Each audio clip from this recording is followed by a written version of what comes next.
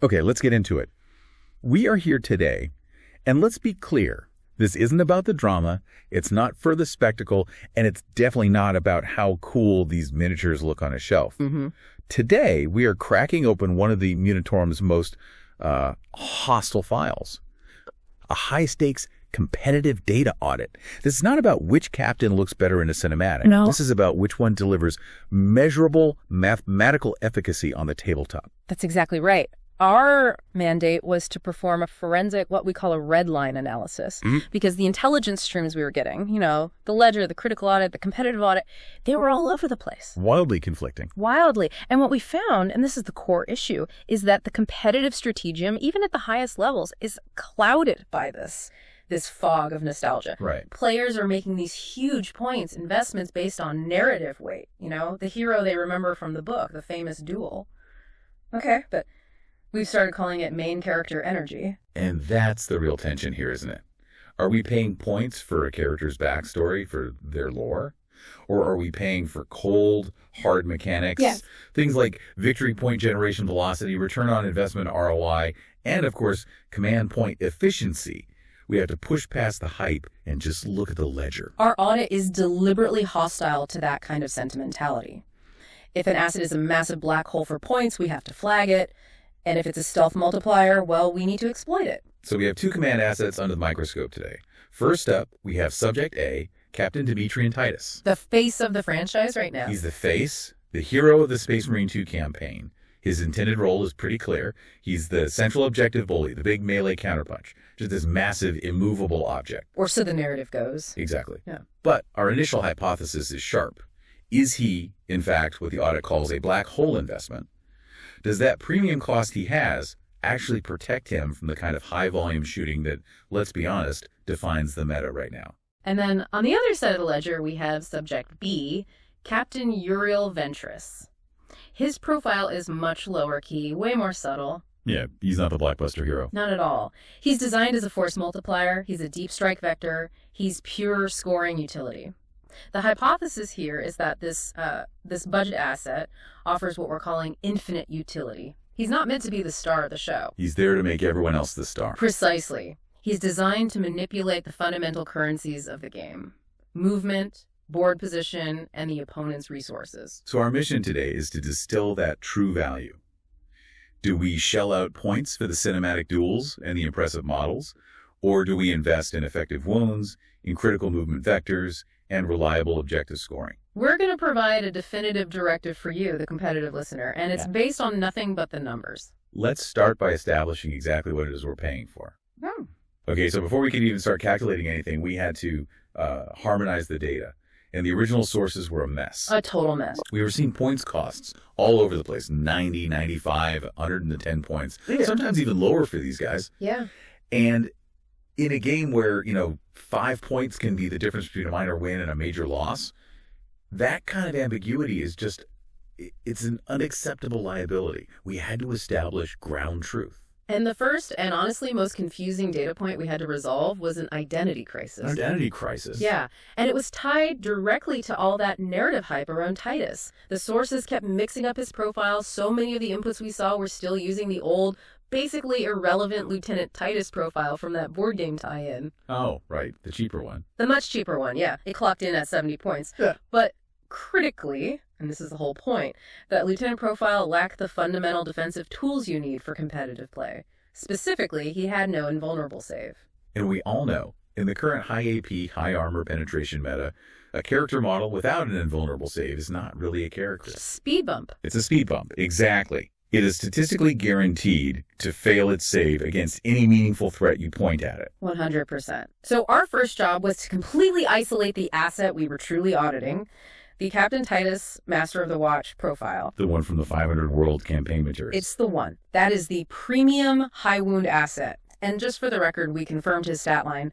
6 wounds, a reliable 4++ invulnerable save, and that mastercrafted chainsword. Yeah. That's the profile carrying all that narrative weight and the premium price tag. Okay, so locking down that specific profile finally allowed us to pin down the actual points costs. And that divergence is where this whole economic audit really kicks off. Let's start with Ventris. Mm-hmm. He always felt a bit overpriced in earlier editions. You'd see him at 95, I think even 110 points at one time. Yeah. What did the latest intelligence from the Munitorum Field Manual show? A significant market adjustment. This is where the competitive player feedback and the hard performance data finally collided.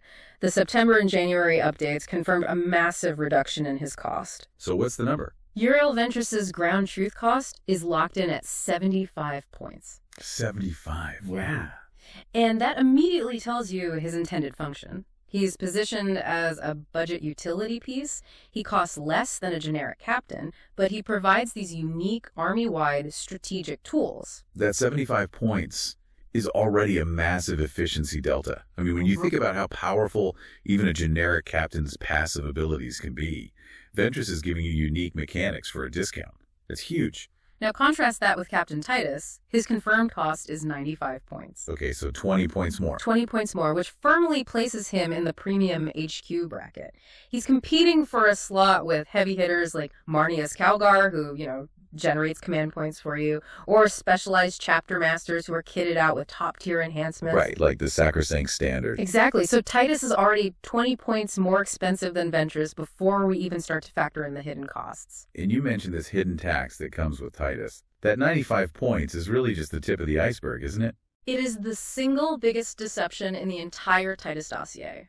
To get him to do his job, that central objective bully role, he can't operate alone. It's impossible. He needs a bodyguard. He must be attached to an expensive bodyguard unit. This is the main character tax in action. He demands to be attached to the wardens of Ultramar retinue, or, more commonly, a big 10-model Stern Guard veteran squad. So you're not just paying 95 points. You're immediately on the hook for a much larger, slower, and frankly more visible investment. That's the trap. Okay, before we dive into the hard math, we have to address the most contentious part of his profile. It's this rule law anomaly around his resilience. And the resurrection loop. The resurrection loop. Is it a single-use safety net, or is this some kind of exploitable perpetual mechanic? We had to do a deep forensic textual analysis on his Honor of Ultramar ability. The conflict really came up because players just couldn't believe it was intended to be used more than once. It just felt too powerful. But what does the text actually say? When you look at the raw text on the current datasheet, there is a crucial absence of any limiting language. There is no once per battle or once per phase restriction. No, nothing. Nothing. If the trigger is met, he gets killed by a melee attack, he fights back, he kills at least one model, he rolls a d6, and on a 2+A, he comes back. Yeah. The rules allow that to happen over and over. So the audit confirmed that based on the current rules as written, the infinite loop is mechanically valid. It is valid raw, which means we have to include it in our audit, but we immediately classify it as a high-risk asset. Meaning you can't rely on it. You cannot build a strategy around it. Well, first, the risk of a data slate nerf is astronomical. It feels so clearly contrary to the intent of the game's design. Sure, it could be gone tomorrow. Exactly. And second, and this is more immediately relevant for you, is tournament judge discretion. Your opponent can just call a judge over, and if that judge rules against the spirit of the rule, or if the whole interaction takes too long and you get hit with a slow play penalty, your entire strategy just collapses. In that single moment. A sustainable competitive strategy cannot rely on a gimmick that might be ruled out of bounds at any minute. All right, now we execute the core mandate of the audit, we remove the narrative completely, and we just apply the cold math. Love it. We're using two primary measurable indices to determine the competitive value. First, points per effective wound, PPEW, which is basically how much you're paying for every point of durability. Okay. And second, points per movement inch, PMI, which measures the cost of projecting your force onto the board and, scoring those vital victory points. I like that definition of PMI. Yeah. Because if a unit can't get to the objective, its damage output, no matter how impressive it looks on paper, is functionally zeroing. It's worthless. So let's start with the economic fallout of what we just found in the baseline, the opportunity cost. This is critical. We established that Titus, at his raw 95 points, is already demanding. He needs protection. Let's detail the full required investment for Subject A, this so-called Death Star. Let's lay it all out. Captain Titus, 95 points. His bodyguard tax, and let's use the competitive proxy of a 10-model Stern Guard veteran squad because they have decent offensive output.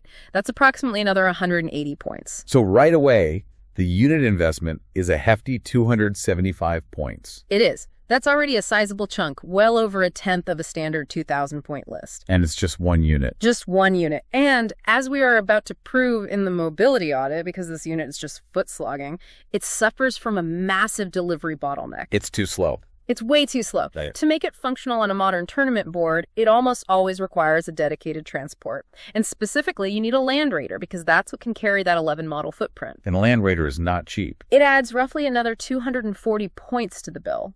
So the total deployment cost for the functional Titus Death Star configuration is approximately 515 points. 515. That is a staggering 13.75% of your total list tied up in one slow-moving unit. It's a massive gamble. Okay, now let's contrast that with Subject B, the Ventris Scalpel investment. What does his functional unit cost look like? Ventris is a lean machine. He's 75 points. His mandatory retinue is the company heroes, a specialized and honestly surprisingly durable bodyguard that adds 95 points. So the total unit investment for Ventris is 170 points. 170, which is only 8.5% of the total army budget. And the transcript cost? It's zero. Negligible, because he brings his own movement solution with his Deep Strike ability. So the delta calculation here becomes immediately dramatic. We are looking at a 105-point difference between the two functional units. At a minimum. That's before we even include the 240-point Land Raider tax that Titus almost always needs. Okay, let's slow down here. We need to really internalize what that 105-point difference actually means for you, the competitive listener. What does 105 points buy you in terms of tactical flexibility? It is quite literally the difference between winning and losing the secondary game. 105 points buys you a dedicated cheap scoring unit. Think a 5-man scout squad for 65 points, plus a lieutenant with a combi weapon. Or a whole squad of jump pack intercessors. A full squad. A unit that is defined by its ability to perform those rapid secondary actions like cleanse or engage on all fronts. So just by choosing Titus, we are sacrificing a dedicated scoring asset that can reliably generate, 8 to 10 victory points over the course of the game? At least. All just to field a premium character who is then chained to an expensive, slow delivery system. The math of competitive efficacy is just crystal clear on this.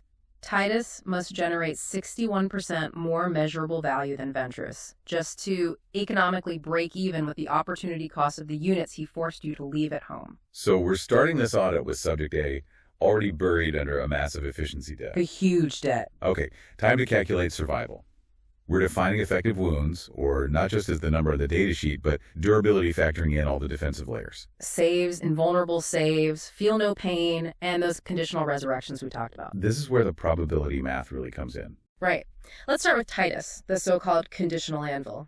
His base stats are good on paper. He's got 6 wounds. He has that 4++ invulnerable save. We should probably walk through how that translates to durability for the listener. Yeah, let's go slow. A standard 3+ save fails 33% of the time. An invulnerable save, an invuln, is better because it ignores the enemy's AP value. So a 4++ means you save on a 4, 5, or 6. So you fail on a 1, 2, or 3, 50-50. Right, 50% of the time he saves, 50% he fails. Which means, statistically, when you're hit by a volley of attacks, the damage output is effectively halved. Therefore, the 4++ invulnerable save provides a 2x multiplier to his base wounds. 6 base wounds become 12 effective wounds against any high AP fire. And he also has that 5+ feel no pain, the FMP. Explain that multiplier. Okay, so a FNP is an extra layer of protection. It's a save you take after a wound has already successfully gotten through your armor. A 5+ FNP means you ignore that wound 1/3 of the time on a roll of a 5 or 6. So how does that translate to a multiplier? To calculate it, you look at the inverse. If 2 out of 3 wounds still get through, the overall effect is that you survive 50% longer than if you had no FNP at all. So this translates to a 1.5x multiplier. Okay, so his personal non-conditional ball is 6 base wounds, times 2 for the 4++4, times 1.5 for the 5+ FNP. That gives him 18 effective wounds. Right. And then you add in the resurrection probability, which is a 0.83 chance of returning with an average of 2 wounds, and that brings his total personal doll to $19.66 effective wounds. That sounds phenomenal. That sounds like premium durability. It does, on paper. But now we have to introduce the critical insight of the audit. What we call the ablative wound fallacy. The ablative wound fallacy. Titus is attached to that Sternguard unit, and by rule, wounds must be allocated to the bodyguard models first. Wait, hold on a second. If Titus is such a centerpiece, why would we even attach him to the Sternguard who don't have his saves? Why not just run him solo, or attach him to a unit with better saves like Blade Guard veterans? That's a great question, and it really speaks to the limitations of the list building process. Blade Guard maxed out at 6 models, which is a smaller pool of wounds. And competitively, the Stern Guard are often chosen for their superior shooting output and, crucially, their higher body count 10 models to keep Titus alive for longer. So it's a trade-off. It is, but the core problem remains. The Stern Guard have toughness 4, a 3+ save, and 2 wounds each. And this is the killer part. They have no invulnerable save and no FMP. This is where the flaw becomes really tangible. Let's run a scenario. An opponent targets the Titus Death Star with, say, 10 shots of AP3 plasma fire. Okay. Against the Stern Guard's 3+ save, AP3 means they're saving on a 6+ save. A 1 in 6 chance. Basically no chance. They'll fail 5 out of 6 times. Those 10 shots will statistically inflict 8 to 9 wounds that are then immediately allocated to the bodyguard. The Stern Guard cannot use Titus's saves. So, you've paid premium points for Titus 4++ invulnerable save, but for the first 20 wounds that are absorbed by the Stern Guard bodyguard, that premium stat is completely dormant. It's irrelevant. It's exactly like buying a diamond-plated wallet only to keep it inside a paper bag. Huh. I like that. The wallet is invincible, but the paper bag has to absorb all the damage first. High AP fire strips away the Stern Guard's 20 wounds with shocking efficiency, and by the time the fire finally reaches Titus, the unit is critically diminished and the opponent has often already moved on to another target. His durability is backloaded and conditional. It's a trap. It's a trap. Now, let's pivot to Ventris, the global multiplier. His unit profile is 17 base wounds, that's 12 from the bodyguard and 5 from Ventris himself. He doesn't have the 4++ or the FNP personally, so how does he win this category? I was about to ask. The secret sauce is the advanced bodyguard rule. This imposes a negligible 1-2 wound penalty on incoming attacks for the entire unit. This is proactive resilience, and it applies globally from the very first shot. Let's talk about the math of that negative 1-2 wound. It's not a save. It shifts the actual wound roll requirement up by 1. Exactly. So if the enemy attacks you with the standard strength 4 bolter, they normally need a 4+ to win your toughness score Marines.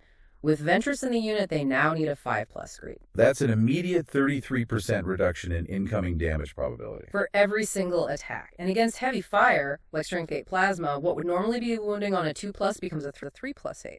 That's still a 20% reduction in damage. And that modifier applies to the full 17 wounds of the unit from the moment the first shot is fired. It doesn't rely on the cheap troops dying first. Correct. So when we factor in a conservative 1.33 multiplier for that -1 to wound ability, plus a standard save efficiency multiplier for the company heroes, the math just shifts dramatically. You take the 17 base wounds, you multiply by that protection modifier. What are we looking at? We're looking at a total unit for the Ventris unit of approximately 33.9 effective wounds. 33.9, wow. The verdict here is just crushing for Titus. Ventris provides 72% more effective durability for the functional unit at a 105-point lower cost. And it's always on. His resilience is always on, it's proactive, and it's globally applied, making the entire 170-point unit much, much harder to shift than the 275-point Titus component. The durability audit concludes with a massive win for Ventris. Okay, but durability means nothing if you can't get to the objective. Movement is the engine of competitive 40k. Let's define the PMI. Total unit points divided by movement in inches. How much are we paying for every single inch of board projection? Let's audit subject A, Titus, the slog. He is movement 6 inches, he is foot slogging. The functional unit cost, remember, without the optional Land Raider, is 275 points. So PMI Titus is 275 divided by 6. That equates to an eye-watering 45.8 points per inch. 45.8. It is an abysmal return on investment. This unit creates a fatal delivery bottleneck. The opponent doesn't need to commit massive resources to kill Titus. They just need to block him. They just move block him. They can sacrifice a cheap 40-point unit of cultists or scouts to slow him down for an entire battle round. This inherent strategic liability is exactly why the Land Raider, that 240-point tax, is often mandatory, which pushes the PMI cost even higher when you factor in the total deployment. Wow, 45.8 points per inch. I had no idea the mobility tax was that high when you actually factor in the bodyguard. It fundamentally makes the unit strategically rigid. Now for subject B, Ventris, the infinite inch. He also has a base movement of 6, but his core ability is Master of the Fleet. He grants his unit, and crucially, another infantry unit in the army, the Deep Strike capability. This is where we calculate virtual movement. Deep Strike lets the unit pop up anywhere on the board 9 inches or more away from the enemy. So on a 60-inch board, deploying 9 inches from the enemy's line means you've instantly bypassed, what, 30 or 40 inches of normal movement? We assign a conservative equivalent of 30 inches of virtual movement for that instant positional jump. So what does that do to the math? The math flips entirely in Ventris's favor. The PMI Ventris is $170 divided by 30. That results in a movement cost of only 5.66 points per inch. 5.6 compared to 45.8. It's not even close. That's nearly 8 times more efficient than the Titus unit at translating points into board positioning. The difference is just, it's staggering. And this leads us to the infinite utility insight. Ventris isn't just about moving himself. He's a force multiplier for the rest of your army. Let's talk about the other units he can fix. Think of your heavy, potent, but desperately slow infantry. Like Centurions. Their firepower is devastating, but their move 4 inches is a strategic anchor weighing down the entire list. Exactly. A unit of Centurions can cost over 200 points. Their biggest weakness is that they take 3 full turns to walk into firing range, and they often get shot off the board before they fire a single shot. So they're a massive liability. They are. But by dedicating Ventris's ability to those Centurions, he generates hundreds of points of value by negating their primary strategic flaw for free. You have instantly turned a high-cost, high-risk asset into a high-yield, turn-to alpha strike threat. That's massive. And you mentioned the CP savings, too. Why is his Deep Strike better than just using the standard strategic reserves rule? Strategic reserves often confines you to specific board edges, and if you want to perform a turn 1 drop, it usually costs you 1 CP for the Rapid Ingress stratagem. Right. Ventris grants the capability of a true deep strike anywhere outside 9 inches without the CP tax and without those restrictive board edge rules. He saves you points, he saves you CP, and he multiplies the effectiveness of your most lethal units. The movement phase is settled. Ventris provides superior strategic value, full stop. Okay, we've established the cold hard science. Ventris won the economic audit, he won the durability audit, and he won the mobility audit decisively. It was a clean sweep. But competitive Warhammer isn't just a physics equation. It's played against a human opponent who gets tired, who makes errors, and who can be mentally manipulated. We have to quantify the intangible metrics, the tilt factor, and the cognitive load. Right, and Titus, subject A, is undeniably what we call a red mist generator. His psychological weapon is pure intimidation and frustration. He is designed to derail an opponent's emotional control. Let's put the listener in the shoes of the opponent. You've just committed a massive unit, say a 300-point melee block of chaos chosen to destroy this Titus Death Star. It is so demoralizing. You finally succeed in killing him after committing all those resources you think you've achieved a breakthrough. And then Titus stands back up, he rolls a 2+A, and he comes back with D3 wounds. And you have to kill him again. You have to kill him again, and if the loop is engaged, you might have to kill him a 3rd time. This repetition often triggers what you call the red mist effect. The opponent stops focusing on their primary goal-scoring victory points and instead becomes fixated on removing this anomaly at all costs. They overcommit fire, they dedicate units they shouldn't. They turn Titus into a powerful, albeit stationary, distraction carnifex. And a well-played distraction carnifex can win you the game.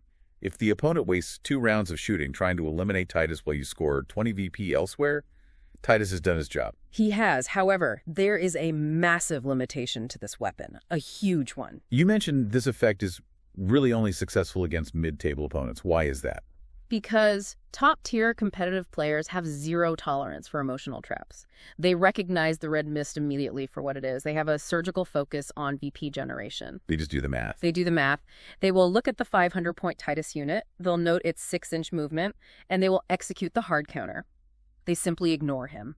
Wow. They will move block him with a cheat 40-point scout unit, forcing him to waste his entire turn maneuvering, and then they'll proceed to score 10 VP while Titus is still miles away from any relevant objective. They let Titus live, knowing that a slow, expensive asset generating 0 VP is a massive win for them. So his psychological power relies entirely on the opponent making a critical strategic error. It's a trap for the unwary. Precisely. Now let's look at Ventris, subject B, the resource denial architect.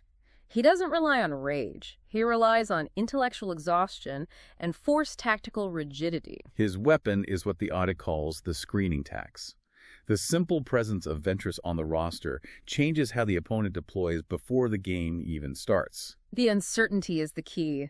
Your opponent knows that Ventris's Master of the Fleet ability could grant Deep Strike to almost any infantry unit in your army. Not just his own unit. No, it could be your heaviest hitters. Yeah. Your Eradicators, your Aggressors, your Hellblasters. They have to play against the threat, even if you never actually use it that way. Which means they're forced to screen their entire backfield. Their entire deployment zone and any objective they want to hold has to be screened out 9 inches deep. This forces their holding units, their scoring units, their utility units, all into these suboptimal net positions. It spreads them thin and prevents them from concentrating their force for an efficient push. That's fascinating. Our audit estimates the screening tax reduces the opponent's overall frontline efficiency by 15% to 20%, purely because Ventris forces them to dedicate resources to board control that they would much rather use for offense or for scoring. That's a subtle but continuous victory, and it's independent of whether Ventris even fires a single shot. And that leads to his secondary psychological weapon, the unorthodox strategist ability. This rule makes enemy command point stratagems cost +1 CP if they're used within his aura. This sounds like pure cognitive friction. How does this actually translate into forced errors on the table? Well, good competitive players budget their CP meticulously. They plan their turn too. Okay, I will use 1 CP for Armor of Contempt defensively and then 1 CP for counteroffensive offensively. They move, they measure, they commit their units based on that plan. Right. Then Ventris moves into range, and suddenly that crucial defensive stratagem costs 2 CP. They don't have the 2 CP available. Their whole defensive plan collapses, they suffer greater losses than they expected, and the domino effect of frustration and error begins to set in. That shift forces players to make snap decisions under pressure, which drastically increases the probability of a critical mistake. It's a gotcha moment that targets the most fragile asset in competitive play, the human mind's ability to plan under pressure. So to sum it up, Titus wins the war of intimidation, which is inconsistent and relies on your opponent making a mistake. Ventris wins the war of resource deprivation, denying them CP and board space, which is reliable across all skill levels. And in a tournament environment, you always bet on consistency. All right, we absolutely have to dedicate a full segment to the forensic textual analysis of Honor of Ultramar, because its perceived power is the only factor keeping Titus in this. Fact 2. The immediate action. He fights back immediately after the attacking unit has finished all of its attacks. Fact 3. The condition. He has to kill at least 1 enemy model during that fight on death sequence. And fact 4, the resurrection.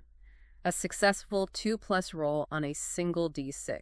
And fact 5, which is the entire basis for this whole controversy. The audit confirmed the rule does not contain any limiting language like once per phase. That is the mechanical reality based on rules as written, and that is what allows for the infinite scenario. Unit A charges, kills Titus, he resurrects. Then, if there is another unit, let's call it Unit B, that also charged and hasn't attacked yet, they can then attack the now resurrected Titus, fulfilling the destruction trigger again. There's a tactical consequence of that, assuming you have a charitable TO, is immense. It creates the ultimate tar pit. It's a fantastic denial tool. Imagine an opponent invests 400 points into a unit of World Eaters 8-bound, a unit designed to punch through your line and secure an objective. They commit that unit to killing Titus. They think it's a sure thing. Right. They spend their entire combat phase, they kill him twice, but he just keeps standing back up. They have traded their entire movement, charge, and fight phase for absolutely 0 progress. And the most important tactical benefit there is that their expensive enemy unit is now trapped. Because they ended the phase in engagement range with Titus, they can't fall back in their next turn without spending a CP, and they can't shoot. They're neutralized for a full battle round. If you execute it perfectly, it can absolutely turn the tide of a game by neutralizing the enemy's single biggest threat. But we have to return to the legal verdict from the audit. Buy with caution. Let's play the role of the skeptical TO for a minute. The rules are often guided by developer intent. What if the judge argues that the destruction and the subsequent resurrection, because they all occur within the same overarching combat phase, should be ruled as a single continuous combat sequence and thus only allow the resurrection to trigger once? That is the single most likely discretionary ruling you will face.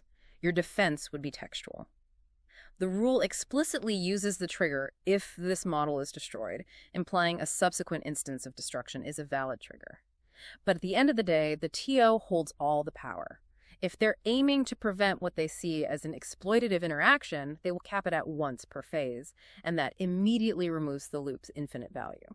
And beyond all the rule lawyering, there is the practical threat of the clock. If that interaction takes 3 minutes of repeated rolls and decisions, the Titus player is risking a slow play penalty, which is often a 2-point deduction or worse. Competitive players cannot afford to waste time arguing edge cases. But the ultimate flaw, the hard counter, completely bypasses this entire discussion of the loop anyway. Right, because the loop only works in melee, and the competitive meta doesn't rely on melee to kill high-value units. Correct. Why on earth would an opponent commit their valuable melee unit to your tar pit when they can just shoot it from a safe distance?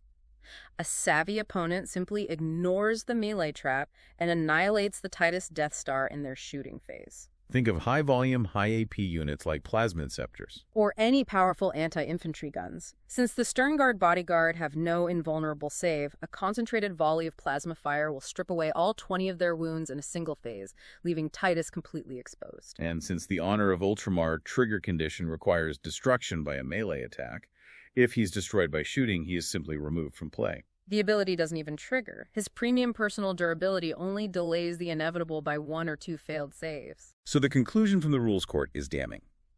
The resurrection loop is a niche gimmick that relies entirely on your opponent making a mistake or having a tactically inflexible list. It offers zero protection against the dominant meta threat of shooting, which makes it strategically unreliable and fragile. Right. This audit is now complete. We have stripped away the narrative, we've crunched the numbers, we've analyzed the human factor and the rules law.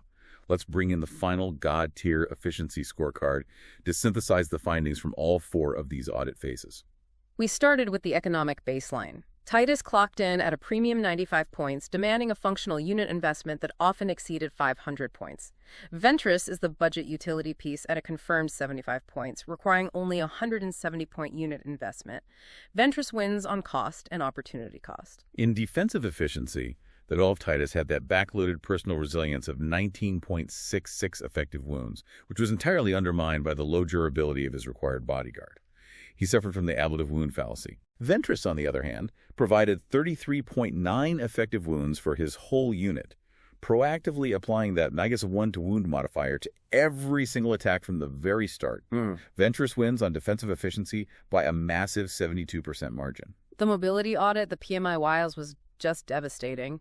Titus suffered a delivery bottleneck, costing 45.8 points for every inch of movement, requiring a massive secondary tax just to be functional. While Ventris's Deep Strike capability reduced his movement cost to just 5.66 points per virtual inch, making him nearly 8 times more efficient at board projection, Ventris wins on mobility. In rules utility, Titus offers the highly conditional and easily meta-countered resurrection loop, a trick that relies on his opponent playing poorly. Ventris offers the global utility of deep strike force multiplication and the disruptive command point vectors through unorthodox strategist.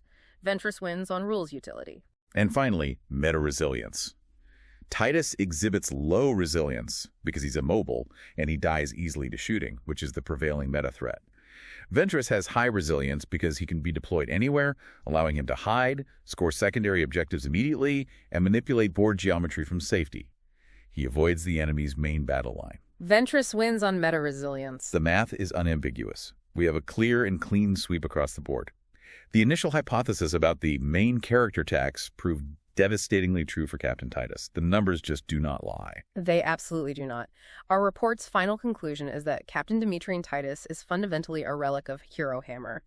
He is a colossal points investment designed to facilitate a narrative moment, that epic melee duel that a competitive opponent will strategically prevent 9 times out of 10. He fails the cost-benefit analysis at every single turn. Because he is strategically immobile and defensively fragile against the weapons that actually matter in this game. He's a black hole. He consumes points that should be spent on functional secondary objective units. He requires an expensive delivery vehicle. He is easily ignored by skilled opponents, and he dies to concentrated shooting. Captain Uriel Ventris, conversely, is the embodiment of Codex's starts efficiency. For just 75 points, he manipulates the most critical phase in 10th edition, the movement phase, by providing instant positional threat. And he unlocks those deadly combos. He transforms slow units like Centurions or Aggressors into turn 2 alpha strikes, and he systematically starves the opponent of resources, both their CP and their critical board space, through that screening tax. So the directive from this audit is therefore crystallized. It's very clear. It is. We must sell Captain Titus. Keep him for the display shelf, keep him for narrative games, for casual play where the drama is the primary objective, but do not, under any circumstances, bring him to a grand tournament if your priority is winning. His tax is too high and his utility is too low. And we must BUY Captain Uriel Ventris. Deploy him immediately. Configure him with the company heroes to leverage that superior $33.9 and that proactive Minic 1 to wound defense. Use his Master of the Fleet ability every single game to deliver a high-yield asset into the enemy backline. And use his unorthodox strategist ability to apply cognitive friction and starve the opponent of their command points. Yeah. Ventris wins the game in the movement phase before the fight even really begins. The core lesson here, I think, extends far beyond the competitive tabletop. We had to move beyond the raw stat line, beyond the simple stat check, and focus relentlessly on strategic multipliers and rules utility. Yeah. Efficiency isn't about the individual asset surviving the longest. It's about how effectively that asset enables the rest of the force to score consistently. Ventris might not hit as hard as Captain with some specialized hammer, but he makes every other unit in the army dramatically more mobile and forces the opponent to play a strategically inferior game. And that is where consistent victory lies. That's it. And this connects directly back to why you, the listener, came to this deep dive in the first place. The difference between being impressed by a visually powerful profile, the narrative hero, and being informed by the objective data is the difference between falling short and winning tournaments. The main character tax is quantifiable, and it is costing competitive players games. The final conclusion of our forensic report was delivered with stark clarity, and it's going to be our mantra going forward. Glory to the efficient. We'll leave you with this final provocative thought, something for you to mull over. We audited a miniature army today, but the principle is universal. Take this concept back to your own fields, your business unit analysis, your personal project planning, your investment portfolio. What assets in your life are you currently paying an invisible, high-cost main character tax for? Draining resources with zero measurable return on investment simply because they look impressive or carried a lot of narrative weight in the past? The job is simple. Find the Scalpel and sell the Anvil. That's all the time we have for this deep dive into the Munitorm's most hostile competitive audit. We'll see you next time.